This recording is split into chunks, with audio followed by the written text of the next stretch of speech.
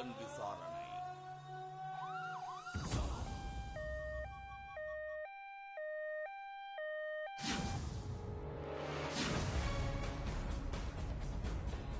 India முழுவதும் பார்த்தா கிட்டத்தட்ட 3 லட்சம் பேருக்கு மேல போலி டாக்டர் இருக்காங்க.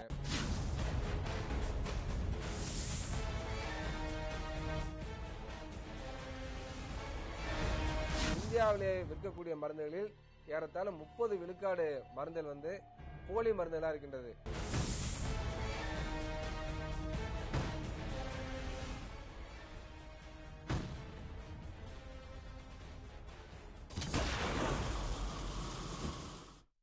உலகில் உயிரினங்கள் தோன்றி அதில் மனிதன் தலைப்பட்டு ஆயிரக்கணக்கான ஆண்டுகளாகின்றன. மனிதன் உருவான விதம் குறித்து பல்வேறு சர்ச்சைகள் இருந்தாலும் குரங்கிலிருந்துதான் மனிதன் தோன்றினான் என்ற டார்வினின் கருத்து பொதுவாக ஏற்றுக்கொள்ளப்பட்டிருக்கிறது.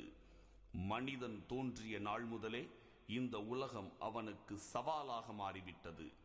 மனிதனின் அசாத்திய கண்டுபிடிப்புகளிலும் வளர்ச்சியிலும் முக்கியமானது மருத்துவம்.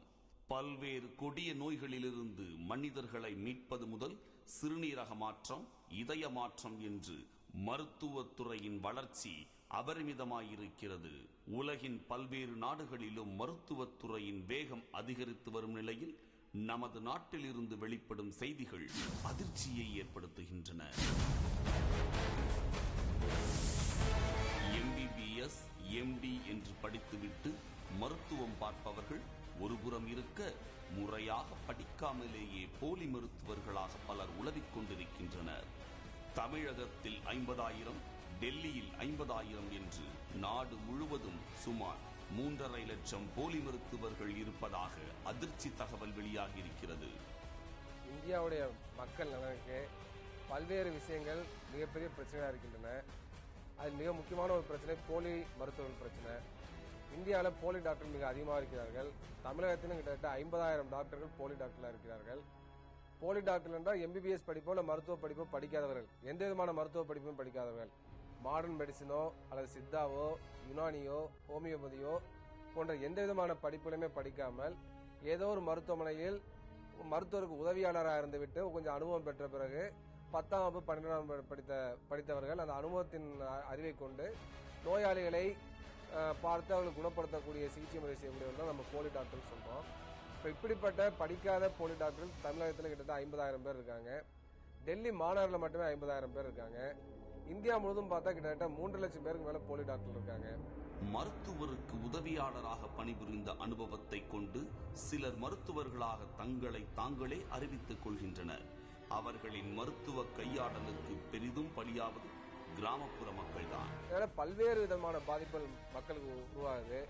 முக்கியமா பல நோயாளிகள் போலி டாக்டர் போறப்ப என்ன வியாதின்னு அவங்களால சரியா கண்டுபிடிக்க முடியாதனால தவறான சிகிச்சை கொடுக்கறதுனால பல நோயாளிகள் இறப்பை சந்திக்க வேண்டிய நிலை ஏற்படுகிறது. இறப்பு மட்டுமல்லாமல் உடல் ஊனம், அதே போல நீண்டகால பாதிப்பு, பல்வேறு உறுப்புகள் பாதிப்பு, இருக்கக்கூடிய உடல்நிலை பாதிப்பு, இது போன்ற பல்வேறு பிரச்சனைகளை அவர்கள் உருவாக்கி விடுகிறார்கள். சாதாரணமாக ஒரு மருத்துவர் எளிதாக குணப்படுத்தக்கூடிய ஒரு வியாதியை கூட அவர்கள் மிகப்பெரிய ஒரு காம்ப்ளிகேஷனை உருவாக்கி அதனால் அந்த சம்பந்தப்பட்ட நோயாளிக்கு மிகப்பெரிய இழப்பை பொருளாதார ரீதியாகவும் உடல் ரீதியாகவும் மன ரீதியாக உருவாக்கி விடுகிறார்கள். கிராமப்புறங்களில் தனியாக கிளினிக் வைத்து நடத்தும் இந்த போலி மருத்துவர்கள் அந்த பகுதி மக்களின் திருமணம் உள்ளிட்ட நல்ல காரியங்களுக்கு செல்வது முதல் துக்க காரியங்களிலும் பங்கு பெறுவது வரை அவர்களோடு இரண்டர கலந்து விடுகின்றனர். அன்பிற்கும் பாசத்திற்கும் கட்டுப்பட்ட கிராம மக்கள் போலி மருத்துவர்களை காட்டிக் கொடுக்க முன்வருவதில்லை. இதனாலேயே போலி மருத்துவர்களின் எண்ணிக்கை கிராமப்புறங்களில் அதிகரித்து வருகிறது. நவீன மருத்துவ டாக்டரை விட போலி டாக்டர்கள் மிகவும் நெருக்கமாக மக்களோடு சகஜமாக பழகக்கூடியவர்களாக இருக்கின்றார்கள். சொல்லப்போனா கல்யாணம், காது குத்து, திருமணம், கருமாதி எல்லாத்தையுமே போயிடுவாங்க. அதே போல நோயாளியோட பாத்தீங்கன்னா அண்ணன் தம்பி மாதிரி மாமா மச்ச மாதிரி பழகுவாங்க. அப்ப சாதாரண மாடர்ன் மெடிசின் டாக்டர் ஒரு நோயாளிகிட்ட இருக்கக்கூடிய நெருக்கத்தை விட அவன் மிகவும் நெருக்கமா இருப்பதனால் நோயாளியே பாதிக்கப்பட்டாலும் கூட அவர் எந்த விதமான தண்டனைக்கோ இல்லை இழப்பீட்டு இதுக்கோ அவங்களை உட்படுத்துறதே கிடையாது. ஏன்னா ரொம்ப நெருக்கமா பழகிறதுனால. அப்ப இதெல்லாம் ஒரு சாதகமான அம்சமா அவங்க பயன்படுத்துகிறாங்க. சில நேரங்களில் நகர்ப்புறங்களில் இருக்கும் தனியார் மருத்துவமனைகளோடு ஒப்பந்தம் செய்து கொண்டு தன்னிடம் சிகிச்சைக்காக வருபவர்களுக்கு பல்வேறு பரிசோதனைகள் மற்றும் அறுவை சிகிச்சை செய்ய நகர்ப்புற மருத்துவமனைகளுக்கு அனுப்பி வைக்கும் வேலையையும் போலி மருத்துவர்கள் செய்கின்றனர். இது ஒரு புறம் இருக்க, கிராமப்புறங்களில் மட்டுமல்லாமல் நகர்ப்புறங்களிலும் போலி மருத்துவர்கள் இரண்டர கலந்து விடுகின்றனர். அதுவும் படித்த மருத்துவர்களின் உடந்தையோடு என்பதுதான் கூடுதல் அதிர்ச்சி. மெடிசின் சொல்லக்கூடிய நவீன மருத்துவத்தை படித்த மிகப்பெரிய டாக்டர்கள் கூட இது போன்ற போலி டாக்டர்களை அவர்கள் ஊக்கப்படுத்துகிறார்கள். இன்னும் சொல்ல போனால் பல இடங்களில் பெரிய மருத்துவமனைகளுக்கு கிராமப்புறங்களில் இருக்கக்கூடிய இந்த போலி மருத்துவர்கள் அதிக எண்ணிக்கையில் அறுவை சிகிச்சை தேவைக்கூடிய நோயாளிகள்லாம் அங்கே வந்து அனுப்புவதால், பரிந்துரைத்து அனுப்புவதால் தனிப்பட்ட அந்த தனியார் மருத்துவமனைகளுக்கு மிகப்பெரிய அளவிற்கு நோயாளிகளும் அதனால் லாபம் வருவதனால் அவர்களே இந்த போலி டாக்டர்களை ஊக்கப்படுத்துகிறார்கள். சென்னை அம்பத்தூரில் 30 ஆண்டுகளுக்கும் மேலாக புகழ்பெற்ற மருத்துவராக விளங்கியவர் டாக்டர் பட். சென்னை திருவள்ளூர் நெடுஞ்சாலையில் அமைந்துள்ள டாக்டர் பட்டின் கண் மற்றும் தோல் லேசர் சிகிச்சை மையம் அந்த பகுதி மக்களின் நம்பிக்கைக்கு பெயர் போனது.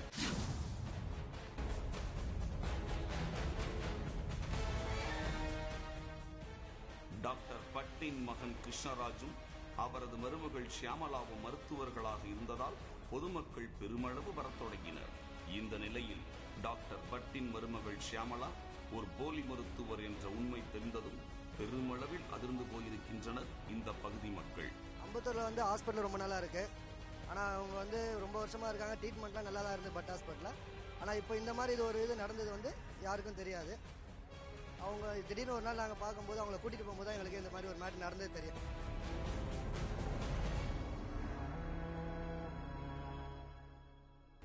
பெண்கள் அழகு நிலையம் அமைத்து தோல், முடி போன்றவற்றுக்கான சிகிச்சை செய்து வந்த ஷியாமலா தன்னிடம் வருபவர்கள் கூறும் குறைகளை அப்படியே தனது கணவரிடமும் மாமனாரிடமும் தொலைபேசி வழியாக தெரிவித்து அதற்கான மருந்துகளை எழுதி கொடுத்து வந்திருக்கிறார். ஷியாமலாவின் நடவடிக்கைகள் சந்தேகத்தை ஏற்படுத்தியதால் அம்பத்தூர் காவல் நிலையத்தில் சமூக ஆர்வலர் மரியா ஆண்டனி என்பவர் புகார் கொடுத்துள்ளார்.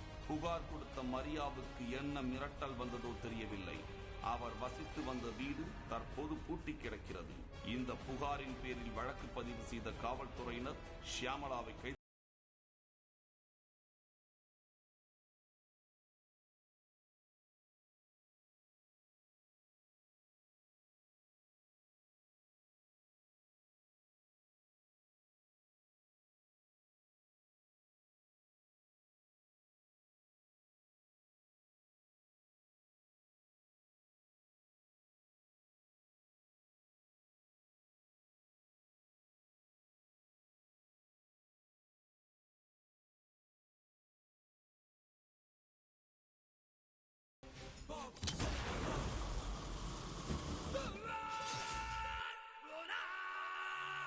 புலன் விசாரணை ஒரு சிறிய இடைவேளைக்கு பிறகு தொடரும்.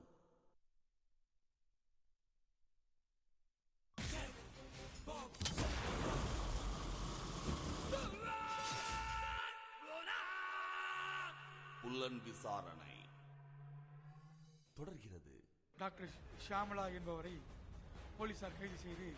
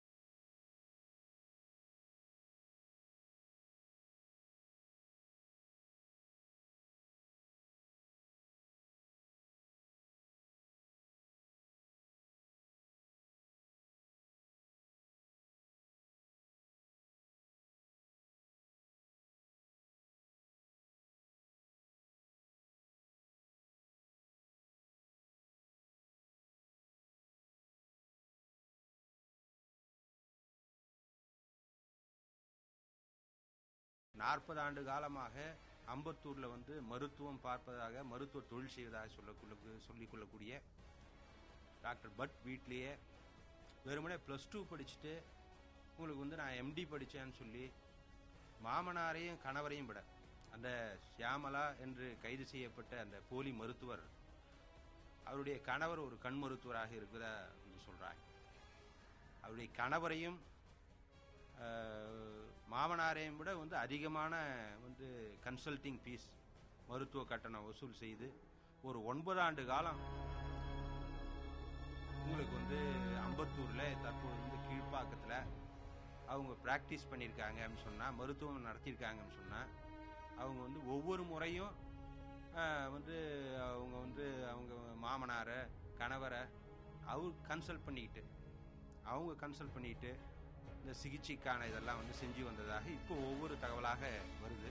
ஆனால் பொதுமக்களை ஏமாற்றி சம்பாதித்த பணத்தில் ஷியாமலா தற்போது ஜாமீனில் வெளிவந்திருக்கிறார்.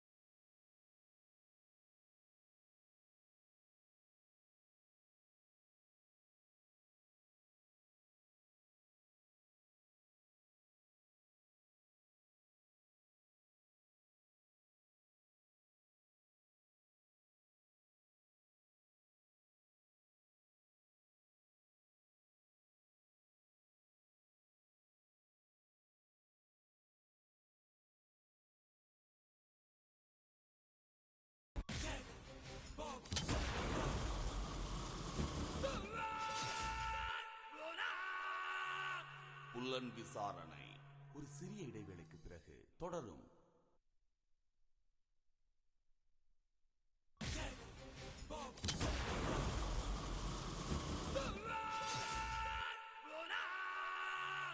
புலன் விசாரணை தொடர்கிறது. மருத்துவர்கள் தவறு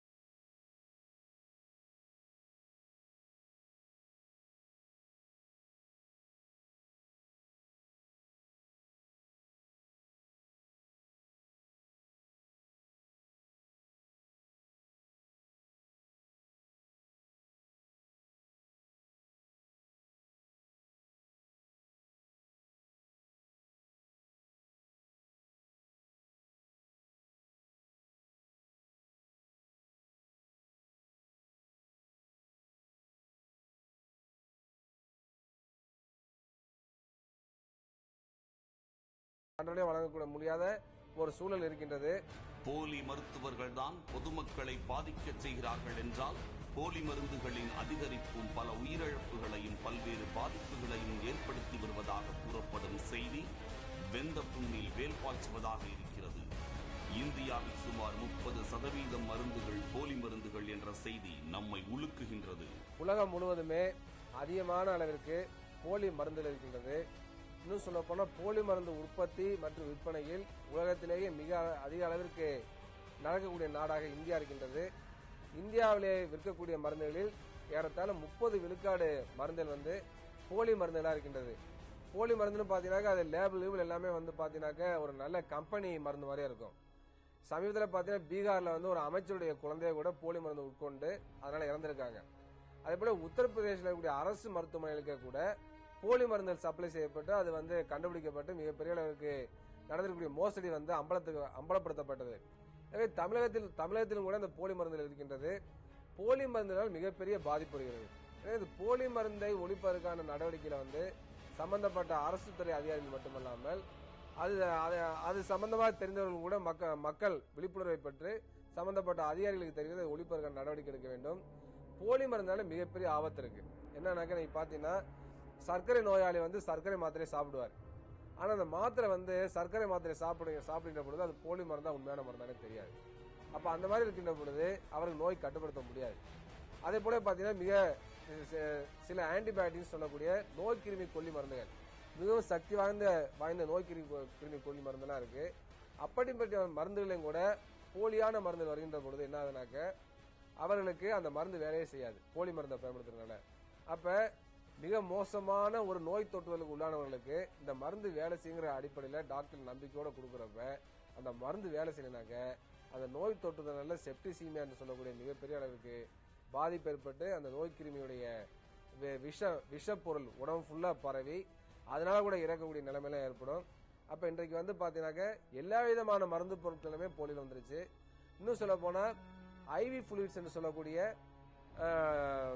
நம்முடைய ட்ரிப் பாட்டில்ஸ் என்று சொல்லக்கூடிய அந்த பாட்டில் குளுக்கோஸ் பாட்டில் போன்ற பாட்டில் நம்முடைய ரத்த குழாய்கள் மூலமாக செலுத்தக்கூடிய அந்த பாட்டிலே பாத்தீங்கன்னா பல்வேறு போலி பாட்டிலாம் வந்துட்டு இருக்கு. இவை எல்லாவற்றுக்கும் மேலாக உணவுப் பொருள்களின் கலப்படம் நமது சுகாதாரத்தை அச்சுறுத்தி வருகிறது. சீனாவில் குழந்தைகளுக்கான பாலில் கலப்படம் செய்தவர்களுக்கு மரண தண்டனை